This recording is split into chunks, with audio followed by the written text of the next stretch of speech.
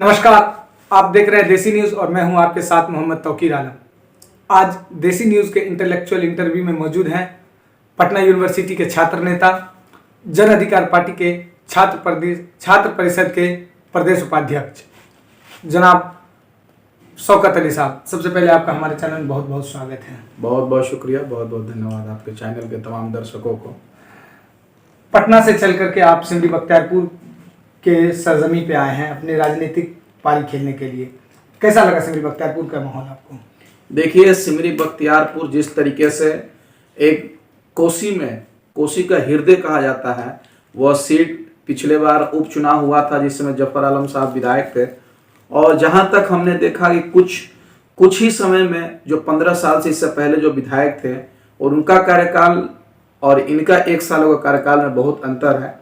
तो आज हम लोग के जन अधिकार पार्टी के प्रत्याशी हैं जफर आलम साहब, उनके समर्थन में आज हम लोग पटना विश्वविद्यालय से आए हुए हैं और उनके लिए जनसंपर्क कर रहे हैं, गांव गांव घर घर, और पप्पू यादव जी को और पीडीए गठबंधन को जिताने के लिए हम लोग अपने से हर तरफ जा रहे हैं और लोगों को समझा रहे हैं कि बिहार में पप्पू यादव की सरकार बनाइए, तभी बिहार को बदला जा सकेगा।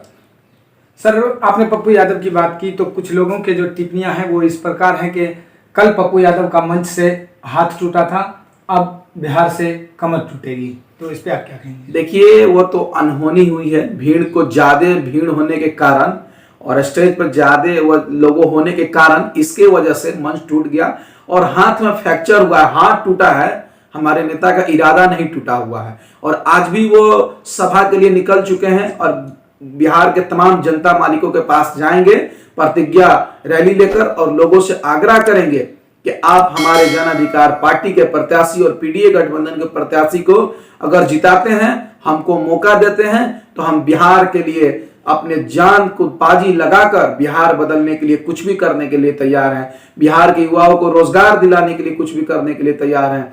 बिहार से जो हमारे मजदूर भाई दूसरे राज्यों में काम करने जा रहे हैं, उनके लिए कल कारखाने खुलवाने का काम करेंगे और बिहार को एशिया का सबसे नंबर 1 राज्य बनाने का काम करेंगे। ये पप्पू यादव जी का नारा लेकर बिहार की जनता के बीचों में जा रहे हैं।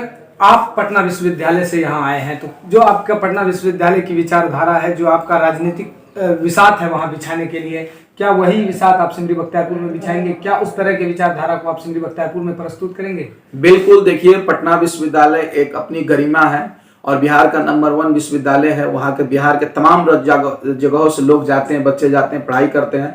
हम लोग भी दूसरे हिस्से से आकर वहाँ पढ़ाई करते हैं। उसी तरीके से पटना विश्वविद्यालय की तरह बिहार के सिमरी बख्तियारपुर के भी लोगों को बताएंगे हम लोग कि हम लोग एक छात्र हैं और पप्पू यादव से जुड़े हुए हैं। इसलिए जुड़े हुए हैं कि पप्पू यादव के पास बिहार बदलने के लिए एक विजन है, एक सोच है, लेकिन दूसरे नेताओं के बीच में नहीं है। ये सोच इसलिए नहीं है कि आप देखे होंगे 30 सालों से बिहार में जो सत्ता पे बैठे हुए हैं, 15 साल गार्जियन और 15 साल नीतीश कुमार जी। अब बताइए, बिहार का जो 1945 आजादी के बाद जो स्थिति था, आज भी वही स्थिति बिहार का क्यों है? आज भी बिहार के मजदूर दूसरे राज्यों में काम करने के लिए जा रहे हैं। आज भी बिहार के छात्र अच्छे शिक्षा प्राप्त करने के लिए दूसरे राज्यों में जा रहे हैं। आज भी बिहार के नागरिक अच्छे इलाज के लिए दूसरे राज्यों में जा रहे हैं। आज भी बिहार के लोग छात्र पढ़ने के बाद जॉब करने के लिए, नौकरी करने के लिए दूसरे राज्यों में जा रहे हैं। तो आप बिहार में क्या किए? नीतीश कुमार जी, 15 साल से आप मुख्यमंत्री हैं, बिहार में क्या बदलाव किए? जनता आपको वोट देगी। ये जदयू और भाजपा वालों को शर्म आना चाहिए वोट मांगते वक्त। यही बात हम लोग का अगर बिहार की जनता के बीच में जा रहे हैं और लोगों को समझा रहे हैं कि बिहार की जनता को, अगर आपको बिहार में परिवर्तन लाना चाहते हैं, बिहार को बदलाव करना चाहते हैं, तो जन अधिकार पार्टी और पीडीए गठबंधन के प्रत्याशी को अपना कीमती वोट दीजिए। हमने सबको मौका दिया है 15-15 साल, क्या पप्पू यादव को 3 साल बिहार की जनता मौका नहीं दे सकती है? यही नारा लेकर हम लोग बिहार के तमाम जगहों पर जा रहे हैं। हमने पहला चरण में गया, आरा, बक्सर, डुमराव, ब्रह्मपुर, तमाम जगहों पर हम गए और तमाम लोगों ने अपना निर्णय लिया है कि हम जन अधिकार पार्टी और पीडीए गठबंधन को प्रत्याशी को इस बार जिताएंगे और पप्पू यादव को बिहार का मुख्यमंत्री बनाएंगे। सर, आपने पप्पू यादव के विजन की बात की, तो जो बिहार के लिए, उसके राजनीतिक पिटारे में बिहार के लिए जो सौगात है, उसे एक के बाद एक बताइए जो पप्पू यादव करना चाहते हैं अगर सरकार में आए तो। देखिए, पप्पू यादव ने सबसे पहले कहा कि इंटरमीडिएट पास बच्चे को हम स्कूटी देंगे, बच्चों को मोटरसाइकिल देंगे और बिहार में जो बालू का टेंडर होता है 300-300 करोड़ का, उसमें गरीब लोग टेंडर नहीं ले पाते हैं। लेकिन पप्पू यादव ने कहा कि अगर हमारी सरकार आएगी तो हम बड़ा टेंडर नहीं, छोटा टेंडर करेंगे। 10 लाख 8 लाख है, और इंटर से लेकर एमए पास जो गरीब मजदूर युवा हैं, छात्र हैं, उनको ये टेंडर मिलेगा, माफिया को टेंडर नहीं मिलेगा। उन्होंने कहा कि हम एशिया का नंबर 1 राज्य बिहार को बनाएंगे। बिहार को ऐसा बना देंगे कि पूरे देश और दुनिया से लोग घूमने के लिए आएंगे, और पर्यटन से हम पैसा कमाकर बिहार को विकसित बनाएंगे।